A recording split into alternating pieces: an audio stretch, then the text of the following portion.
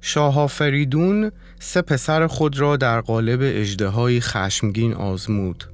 اما آیا می‌دونستین که اولین پهلوان ایرانی که اژدهای زشت و پتیاره را کشت کی بود؟ اگه نمیدونین با من در قسمتی دیگه از کتاب نگاهبانان جاویدان همراه بشین.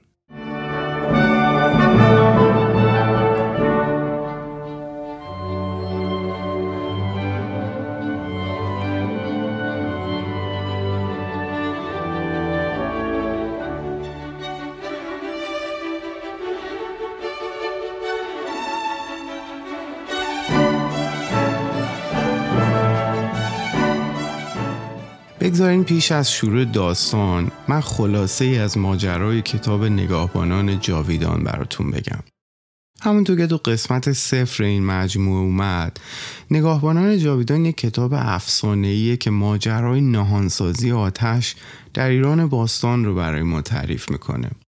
داستان از آفرینش آتش توسط گیومردشاه آغاز شده و انتقال اون تو سالهای بعد به 3 آتشکده بزرگ برزینمهر، آذرگشنسب و فرنبق توسط کیگشتاسب، زرتشت و اسفندیار رو روایت میکنه. 3 آتشی که در 3 آتشدان افسانه‌ای به نامهای جیرفت، 3 شیر قران و غزال بالدار نگهداری می شدن و با هم آذران بهرام سگانه ایران شهری رو شکل می دادن. در ادامه داستان از سیاه ترین شب ایران میگه و حمله دشمنان برای از بین بردن ما و تلاش موبدان و سپهبدان برای پنهانسازی آتش و آتشدانهای مقدس در دل ایران زمین و سپردن وظیفه مراقبت و نگهداری از اونها به افرادی که بعدها نگاهبانان جاویدان نام گرفتند. نگاهبانانی که قسم خوردن تا از این آتش و آتشدانهای مقدس با روش‌های خاص خودشون محافظت کنن. کتاب افسانه‌ای نگاهبانان جاویدان رمزها و رازهای این افراد در پنهانسازی این گنجینه‌های ملیه که برای آیندگان به یادگار بمونه تا در روز موعود و برای بازگردوندن اونها به جایگاهشون به کارشون بیاد. این افسانه ها رو من در مینستری آف فانتزی براتون روایت میکنم. امروز نگاره دیگه از کتاب نگاهبانان جاویدان رو مرور میکنیم. تصویری بسیار ساده ولی پرمعنی. سواری با ساز و برگ نبرد در حال تاختن به سمت اژدهایی بزرگ. این پهلوان سوار بر اسب با کمان و شمشیر و گرز تمام مشخصات پهلوانان بزرگ ایران زمین رو داره. او در حال یکی از خطیرترین و مهمترین مبارزات اسطوره‌ای ایرانه. نبرد با اژدها.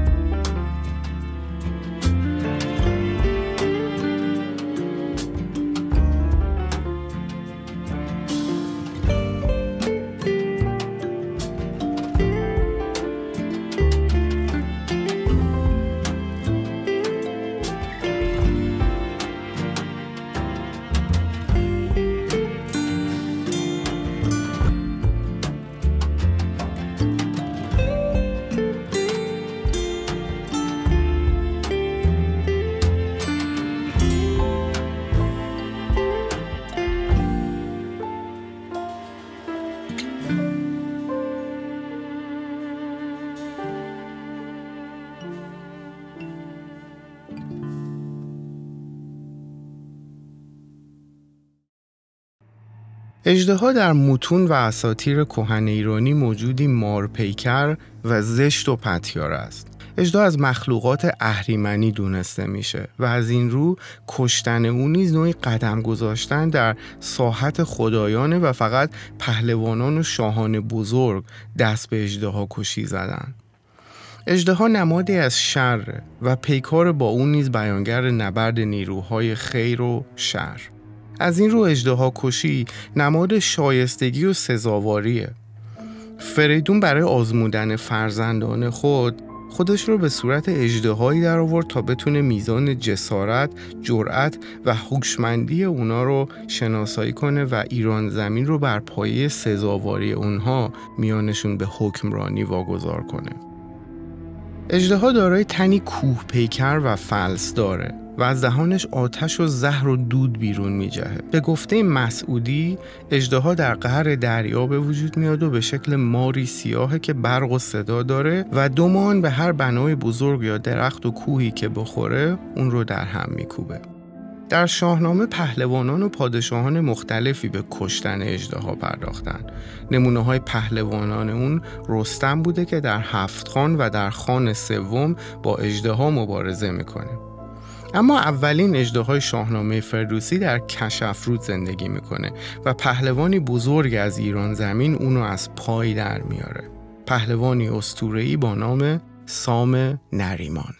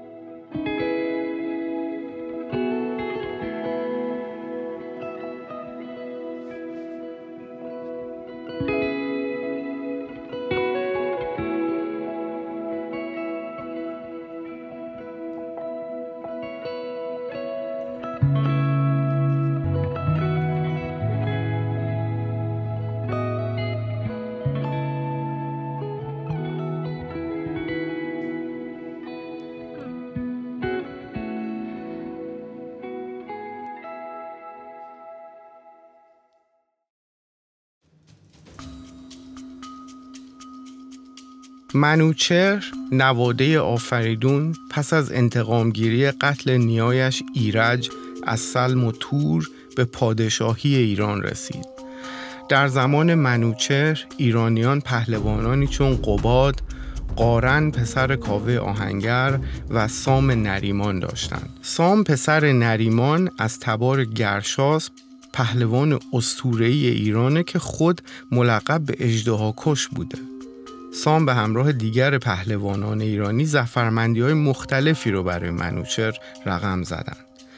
از سوی دیگه سام خود پدر زال و نیای رستمه و خاندان او حکمرانان سیستان و مرزبانان ایران بودند. در میانه داستان زال و رودابه و در نامه‌نگاری مهمی میان سام و منوچهرشاه، سام از ماجرای کشتن اژدهای کشافرود میگه و امنیت و آسایشی که او برای مردم ایران فراهم کرده. چنان اژدها کو ز رود کشف، برون آمد و کرد گیتی چو کف. زمین شهر تا شهر پهنای اوی، همان کوه تا کوه بالای اوی. سام ادامه میده که زدم بر سرش گرزه گاوچهر، بر او کوه بارید گفتی سپهر. کشافرود پر خون و زرداب گشت، زمین جای آرامش و خواب گشت. و اینگونه بود که سام نریمان اولین اژدهای پتیاره دوران رو در کشافرود کشت و آسایش و امنیت رو به ایرانیان هدیه کرد.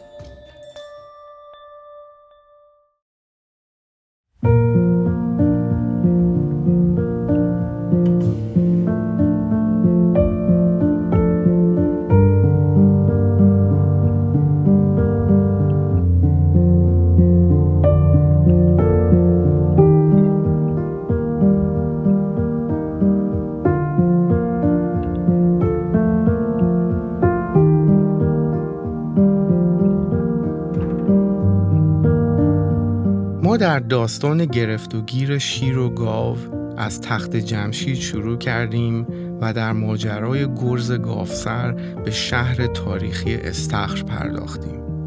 در داستان قرارگاه ققنوس از سیستان و جیرفت گفتیم و در این قسمت به کشافرود رسیدیم. کشافرود که در خراسان بزرگ و ما رو به کوههای متعددی همچون رشته کوه زیبای بینالود وصل میکنه و در همه اینها نشونه هایی برای اونایی که کنجکاوی میکنن و جستجوگر رد پای نگاهبانان جاویدانن.